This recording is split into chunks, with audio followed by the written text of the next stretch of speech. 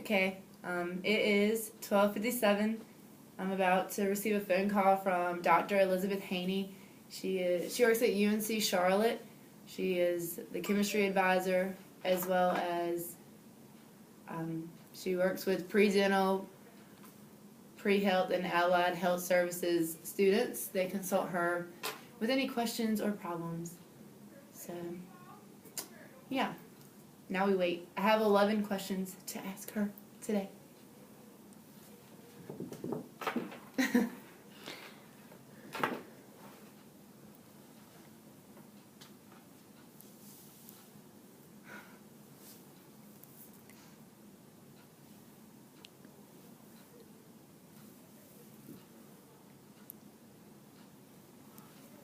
What are you asking her? They're going to hear me ask Just it. say I'm No. asking her questions. No. Okay. Nice painting. It's not a painting. Any day. It's now 12:58. 2 more minutes until she calls me.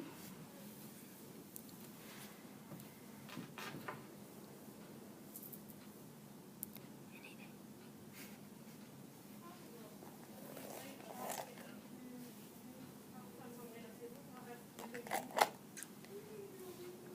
Mr. Phipps is going to make me play like this whole part.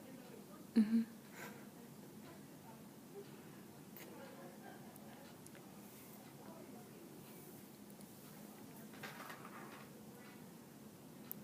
Any day.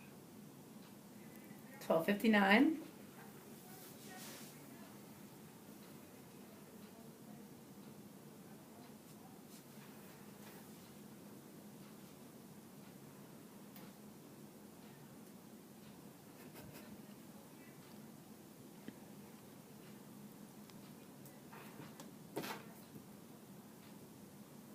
There's a clock ticking. Ticking. I know, I hear it. 40 more seconds.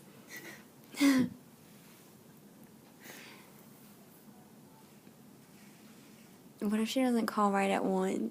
What if she forgot? What if? You better hope your phone vibrates. We're going to find out in approximately 20. 20 seconds. 20 more seconds till she calls me. Wow. I'm a little bit nervous.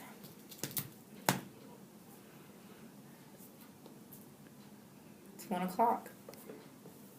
1 o'clock. She's late. What if she forgot? God, I hope she didn't forget. Because I'm going to be weak. I don't know what I'm going to do. What if she calls like 1:05? I'm still going to be sitting right here. Okay.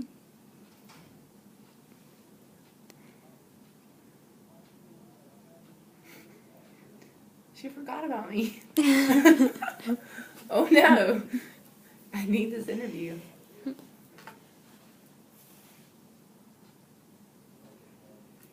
I really hope she didn't forget. Jordan, what am I going to do? Email her?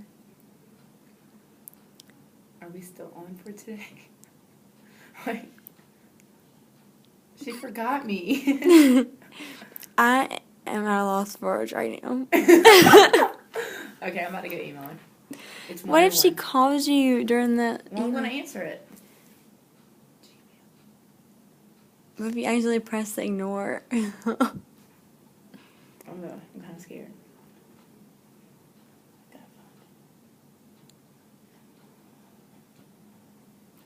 Last time we talked was 4 days ago. She probably really did forget. What should I say? Say, are you still calling me today? Or is the interview still scheduled for today? Or something.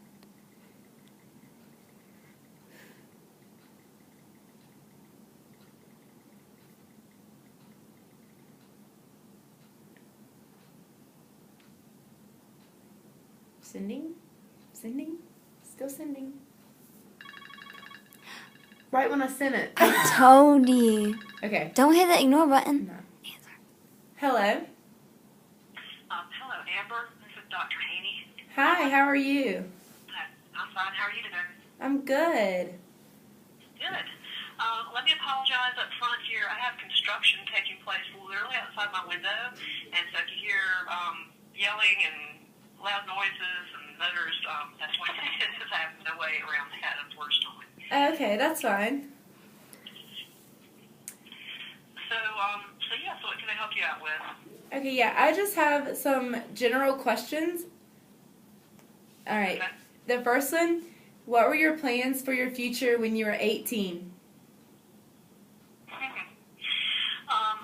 Plans for my future, I wanted to be a veterinarian who did surgery on horses. Oh, that's changed a little bit. It has. I achieved that goal. Oh, you did? And, yeah, I did. I sure did. I went to veterinary school, and then I did internship, and then I did surgical residency training. So I did exactly what I thought I was going to do. Oh, that's and, awesome.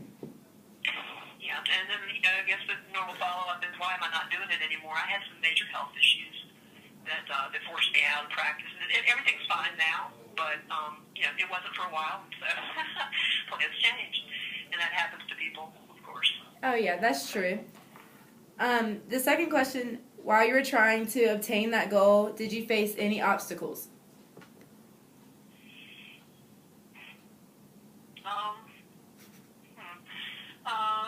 It was, at that time, it was harder to get into veterinary school than medical school. It's not that way anymore. Back then it was. And so that was a lot of pressure to have lots and lots of A's. And of course, we were taking, basically a pre-med core, with chemistry and biochemistry and organic chemistry and physics. And so, learning how to, I learned to study in high school pretty well, but you had to be even more efficient in college. There's so much more information, volume-wise and speed-wise. So I guess, the pressure on grades, I obviously achieved it, but that was an obstacle. And then, of course, you have to compete with everybody else to get that seat in a professional school. Mm-hmm. So I hate to call them obstacles because I managed to get, over them, around them, under them, however I had to go. I was going to reach my goal. And I was very determined. And I really, I don't know, I can't think of many, nothing really blocked my path. Just had to, get around, those hurdles, but there's nothing I would consider to be an obstacle. I guess I had it, pretty easy. This was a long time ago, too. So that's a very good question. I've never really thought that I had many obstacles in front of me. But, making the grades and the discipline that took, and, and then just, hoping I had enough, to get that seat, get me in, ahead of other people that I was competing with for those seats. I guess one thing that was a little bit of an obstacle, I think way back in high school, I grew up in Atlanta, and everybody back then, I think, wanted to be a veterinarian, and in high school, when I go to veterinary offices to try to, ask to volunteer, get some experience, they had wait lists, and I never was able to get, work in a veterinary practice before I applied to veterinary school. I was a horse person, and I had, seen a lot, but I had never actually had veterinary experience. Today, I wouldn't have gotten anywhere near vet school without that experience.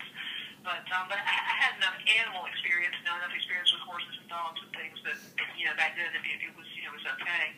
But that was something that I was very uneasy about when I applied to veterinary school, that I was lacking, what most other people had. But what's left to try? Okay, well, that's awesome that you achieved that goal. I see that you're the chemistry advisor. Was that your favorite subject in high school and college? I'm not a chemistry advisor. Oh, really? Yeah, I think they have me listed on their website as, if you're interested in whatever, medical dental school, talk to me. But I don't do any academic advising. This is pre-professional advising. So I'm the pre-health professions advisor. When you come to UNC Charlotte, you'll have to pick a major, and you will have an academic advisor in that major. And I don't substitute for that person. So when you're pre-health, you have two advisors. You have advisors for your major and your degree, and you see that person for everything, for graduation. And then I am here for everything related to the pre-health track. You mentioned dental school. Yes, ma'am. Yeah. So anything related to dental school, you come to my office, and anything related to the major you pick, you would go to that office. But I'm actually not a chemistry advisor. I did love chemistry. I loved organic chemistry. Not so much of a love affair with general chemistry, but organic chemistry I loved, and biochemistry was very cool as well. So I actually had thought about being a chemistry major. I actually applied to NC State as a biochem major and was accepted coming out of high school, and then I kind of reversed courses and went to University of Georgia for my pre-vet. They didn't have a vet school at NC State at the time. They were building one, but it wasn't complete yet. So, but I actually was going to be a biochem major at NC State, and then reverse course. So, but no, not a chem advisor. Okay. So what is a piece of advice you'd give to a pre-dental student? I give a lot of pieces of advice. I have my pearls of wisdom. I think there are definitely qualities that the people who are successful have and the people who aren't successful lack. I think one of the hardest things about getting into dental school, or medical or veterinary for that matter, is the pressure on grades. And, with a professional school like dental schools, the first thing they have to be convinced of is that you can handle their curriculum. If they think somebody can't handle the curriculum or will even struggle getting through the curriculum, they will not touch that student. So grades have to be a priority. And in order to do that, sometimes you have to learn how to say no. There will be times when, your friends might be going out to, have an evening out or a party or whatever you want to go to, and sometimes you're going to have to say no. You don't have to say no all the time. That's the good news. If you're a good manager of your time and efficient in how you use your time, there'll be plenty of time to be a college kid. You can have all kinds of fun and parties and football games and everything else. But there will definitely be times where you have to say no, I can't, and that's hard. Yeah. So the people I know that are successful know how to balance their time, manage it, be efficient with the time that they do set aside for studying, and when push comes to shove, they know how to say no. So you've got to kind of keep the ultimate goal in mind, and is it worth that one, blowing a test over one party, or do you want to go to dental school? So yeah, I think that's knowing how to prioritize, and that does mean saying no sometimes. Okay. Thank you. What is one thing you see in college students that needs to be changed? Yes, it's some very good questions. Because I'd have a big list to answer that one too.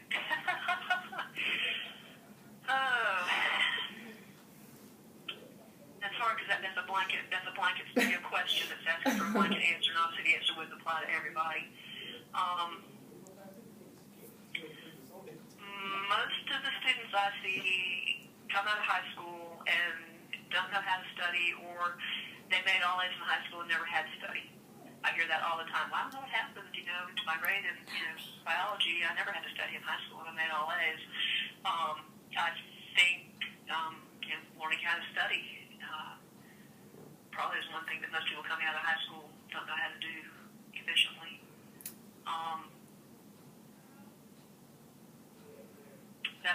That's probably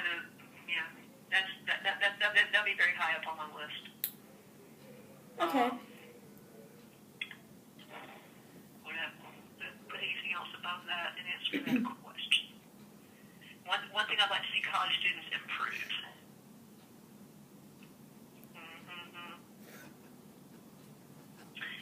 I'm going to leave it at that. Okay. This question kind of relates to the one before the last one. I said, can you give me one word to describe a successful college student? The first thing that leapt into my mind was serious. Okay. You can be serious about,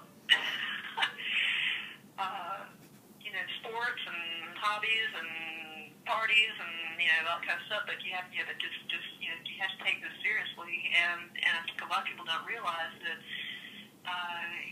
if you are pursuing a goal like dental school and you kind of mess up in terms of grades, especially, there's not a whole lot of second chances. So I think a lot of kids these days are used to being given second chances. When you make a mistake, oh well, that's okay. And you get a second chance, but there's not a lot of do-overs with this. So so I think successful students they're serious students. That's 2 words, but That's fine. okay. Okay.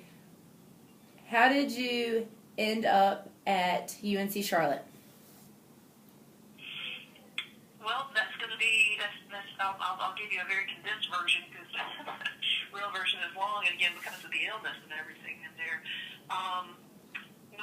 When I found out that I was sick, and this was the second go round with the illness, I made the decision to leave practice, and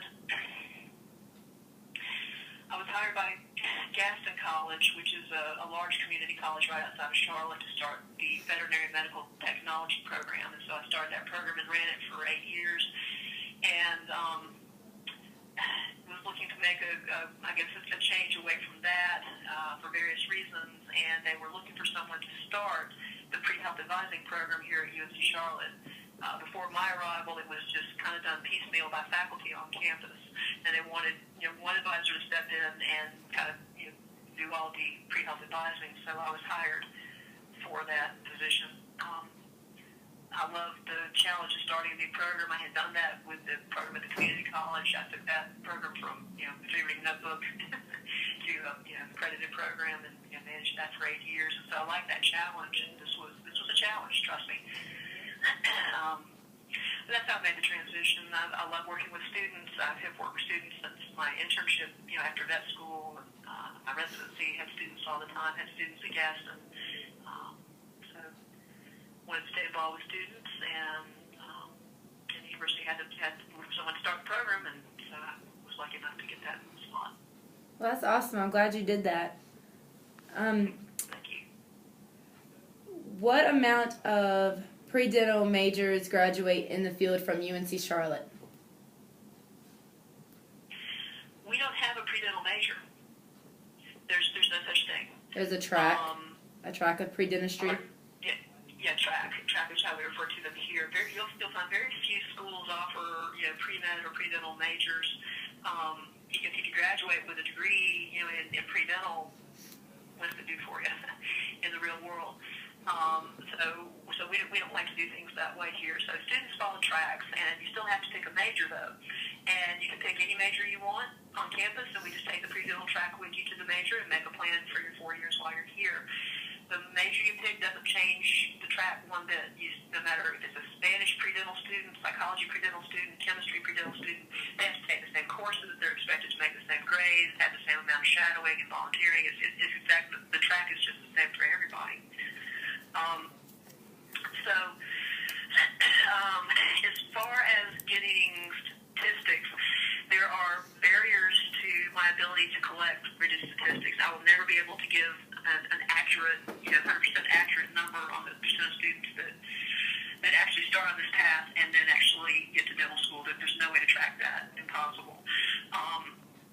I've seen a growth in our pre-dental population in the last 3 years, 4 years, and so that reflects in a higher number of applicants to dental school. And here's where you have to be careful when you ask that question, because I can answer it in terms of everybody who applies.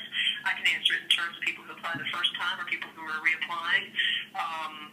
I could cut the pie in people who are undergrads graduating in May and trying to go right into dental school, or we have people who sometimes come back in their 30s or even 40s and then want to go to dental school and they've taken their courses from scratch. There are a lot of ways to slice the pie, and again, I can never slice it accurately.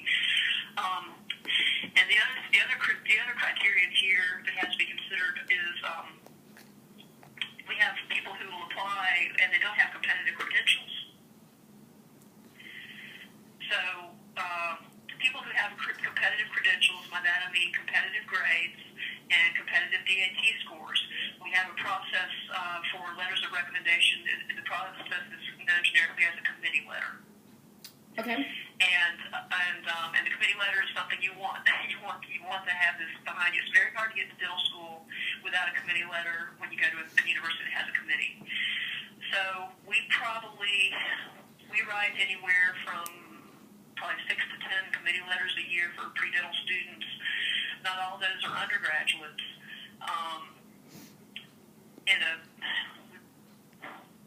Gosh, it's such a hard question. I'm trying to give you an estimate off the top of my head based on people who really are contenders versus the ones that aren't. We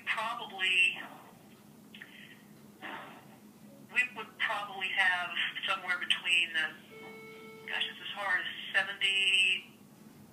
probably a 70% acceptance rate to dental school with everybody, and if I limit it to the people with committee letters, it probably goes up to closer to 85% on first application, something like that.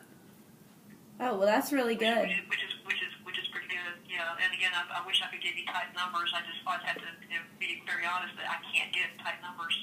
There are technical issues with gathering that data. That's understandable. I'll never have it completely, but that's just kind of off the top of my head. Our committee letter students typically are very successful, getting into medical and dental schools. Okay. 2 more questions. The first one being, for a pre-dental student, would you suggest biology or chemistry as their major? That's just neither. I don't make a suggestion at all for a specific major because there is no preferred, no best major for this. And if you call a dental school, they'll tell you the same thing. They will judge you on a lot of criteria, but they do not judge you on what your major is. Okay. So my advice for picking majors, and I'm very loud about this on campus, I've asked students to think of 2 criteria when they pick a major, because I know the major you pick doesn't matter to the dental school. So here are the 2 criteria. A, love it. You should love your major. You should love what you're studying. There's no reason to be here for 4 years studying something you don't even really care about. And secondly, have a plan B. Every pre-health student should have a backup plan, just in case plan A doesn't work out, and that's just a fact of life that everybody who sets out down this road is not going to get to middle school. So you should have a backup plan. And I think you want to pick a major that puts a degree in your pocket that opens doors you'll want to walk through for the rest of your life, just in case plan A doesn't happen. So if you can tell me I love my major and it gives me a plan B I can live with, it's probably going to be a good fit. And if the answer is no to either one of those, it's probably not a good fit. So many people come here thinking bio-chem because somebody told them you should, or it's the best, or it's preferred, or middle schools want to see it, and none of that's true. So I have people that, it's Spanish majors in dental school, business majors, psychology majors, public health majors. I've got pre-dental students all over campus, and they're equally successful getting into dental school with bio and chem majors. They have to show their talent in biology and chemistry, but you don't have to have a degree in bio or chem to prove that point. Okay. So you really have freedom to pick any major you want, and again, we just take the pre-dental track with you to the major, and we make a plan. Okay, awesome. Lastly, what advice would you give to an incoming college freshman?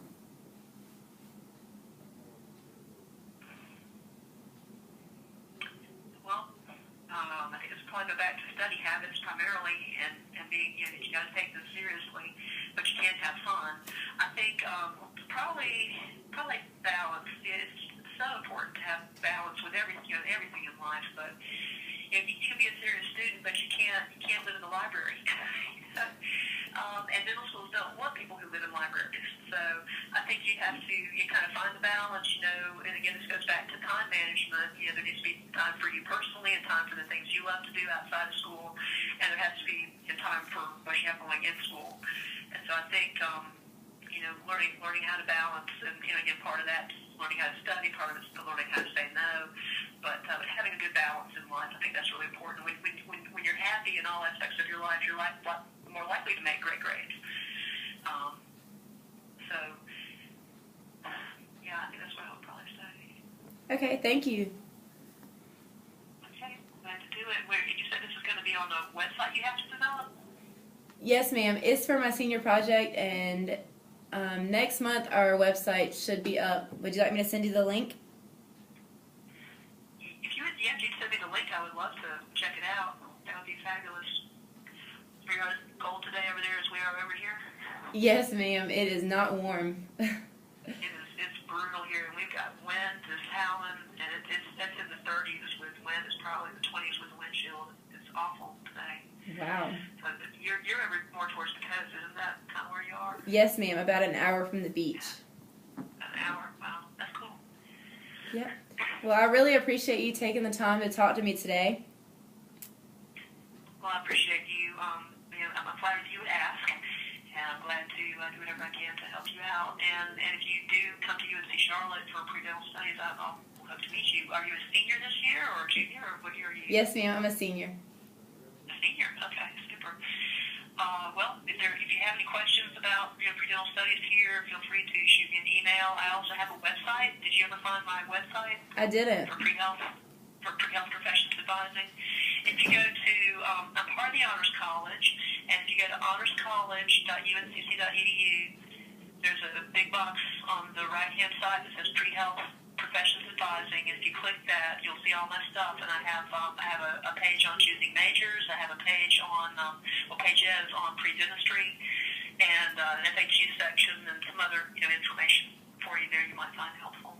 Okay, that's awesome. Thank you. Okay.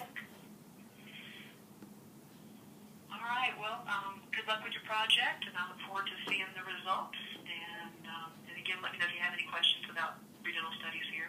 Okay, thank you so much. Okay. Thank you. All right, bye-bye. Bye bye. Do you want to do your reflection now? No, I'll do it later.